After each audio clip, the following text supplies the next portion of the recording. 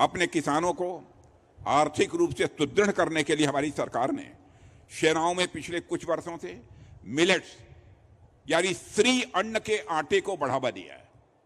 मैं समझता हूं श्री अन्न से अब हिंदुस्तान का हर किसान अच्छी तरह परिचित है। हमने कैंटीन स्टोर्स डिपार्टमेंट, इसे सीएसडी कहते हैं, उसमें भी बड़ी संख्या में श्री अन्न और प्राकृतिक उत्पादों को स्थान भी दिया है। मुझे बताया गया है कि हमारी इस पहल से पिछले कुछ महीनों में कैंटोनमेंट के आसपास के किसानों की आय में अच्छी खासी बढ़ोतरी हुई है। और सबसे अच्छी बात यह है कि इससे हमारे किसानों को जैविक खेती के लिए स्वाभाविक रूप से प्रोत्साहन मिल रहा है। यानी हम अपने प्रयासों से जय जवान जय किसान के नारों को फिर से चरितार्थ कर रहे हैं कि एक किसान पूरे देश की अर्थव्यवस्था को चलाता है।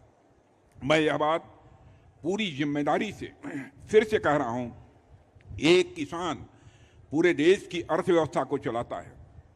आपने सुना होगा, अर्थव्यवस्था 3 हिस्सों में बटी होती है। पहला होता है प्राथमिक क्षेत्र, जिसमें खेती और पशुपालन जैसी चीजें आती हैं। दूसरा होता है द्वितीयक क्षेत्र, जिसमें उद्योग धंधे आते हैं।